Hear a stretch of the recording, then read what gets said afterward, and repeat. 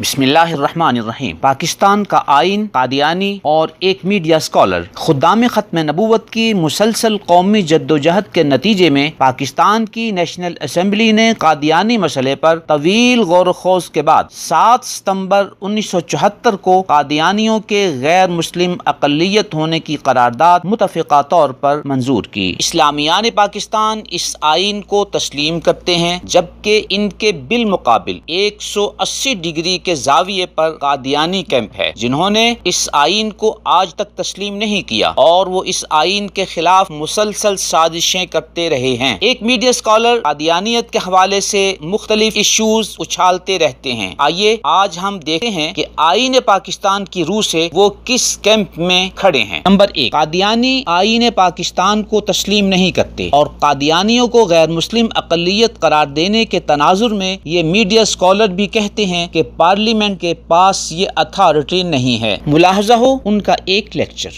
اور ایسا بھی ہے کہ تمام مسلمان صحیح نہیں سمجھتے۔ اس کی مثال احمدی حضرات ہیں، قادیانی حضرات ہیں، یعنی ان کے بارے میں کم و بیش ایک عمومی اتفاق ہو گیا مسلمانوں کے مابین کہ ان کا عقیدہ صحیح نہیں ہے، انہوں نے ایک نئی نبوت کا اقرار کر لیا، مگر ان کے متعلق یہ فیصلہ کہ وہ مسلمان نہیں رہے یا انہیں مسلمانوں کی جماعت سے الگ کر دینا چاہیے، اس کا حق کسی کو بھی حاصل نہیں ہے۔ نمبر 2، قادیانی آئین پاکستان کو تسلیم نہیں کرتے، جبکہ یہ میڈیا اسکالر بھی کہتے ہیں کہ میں اس سے براعت ظاہر کرتا ہوں۔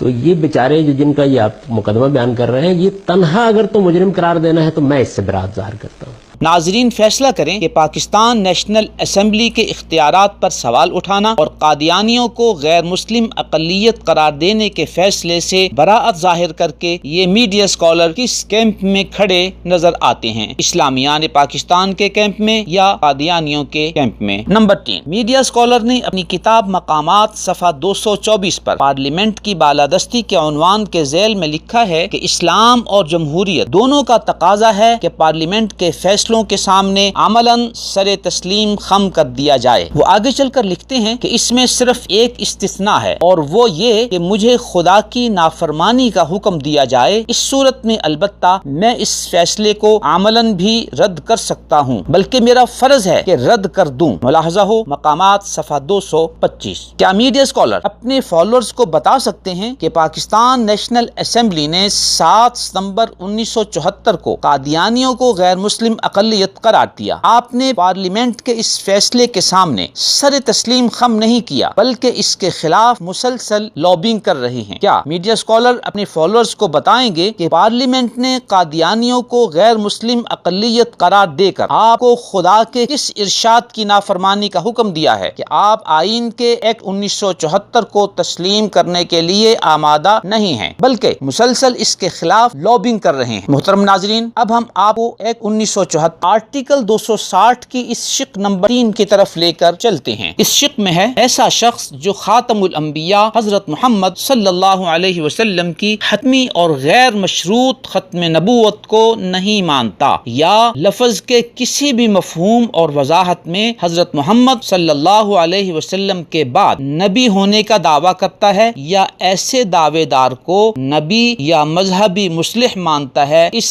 آئین یا قانون کے مقاصد کے لحاظ سے وہ مسلمان نہیں ہے۔ ملاحظہ ہو قادیانی مسئلے پر بحث کی سرکاری رپورٹ صفحہ 2949۔ محترم ناظرین، آرٹیکل 260 کی اس شق نمبر 3 کے خلاف میڈیا اسکالر کے مسلسل پروپیگنڈے کو تعزیرات پاکستان 295A کس نظر سے دیکھتی ہے؟ اس میں ہے ایک مسلمان جو عقیدہ ختم نبوت جیسا کہ اس کی وضاحت آرٹیکل 260 کی شق 3 میں کر دی گئی ہے کہ منافی کوئی اعلان کرتا ہے یا عمل کرتا ہے یا تبلیغ کرتا ہے تو وہ اس دفعہ کے زیر تحت قابل تعزیر ہوگا۔ ملاحظہ ہو قادیانی مسئلے پر بحث کی سرکاری رپورٹ صفحہ 2949۔ اب یہ فیصلہ ہماری عدالت اور متعلقہ اداروں نے کرنا ہے کہ موصوف میڈیا اسکالر 260 کی شق 3 کے منافی مسلسل اعلانات، لیکچرز اور تبلیغ و لابنگ کی وجہ سے قابل تعزیر ہیں۔ محترم ناظرین، اب ہم آپ کو ایک 1974 خطر کی توسیع کی طرف لے کر چلتے ہیں جو حکومت پاکستان نے 1982 میں کی تھی۔ اس میں درج ہے قادیانی گروپ یا لاہوری گروپ کے اشخاص جو خود کو احمدی کہتے ہیں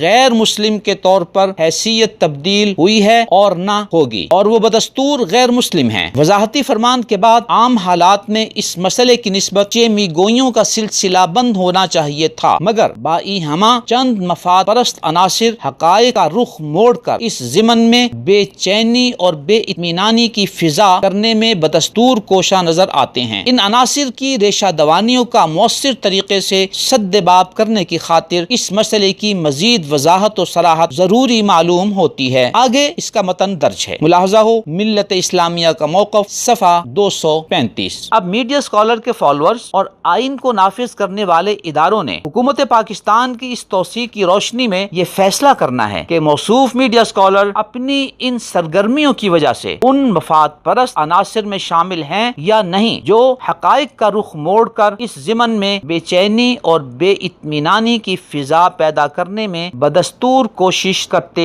نظر آتے ہیں۔ الغرض ایکٹ 1974 آرٹیکل 260 تعزیرات پاکستان 295A اور 1982 کی اس توثیق کی روشنی میں میڈیا اسکالر کے فالوورز کو یہ اندازہ لگانا زیادہ مشکل نہیں ہے کہ میڈیا اسکالر اسلامیان پاکستان کے کیمپ میں کھڑے ہیں یا قادیانی کیمپ میں۔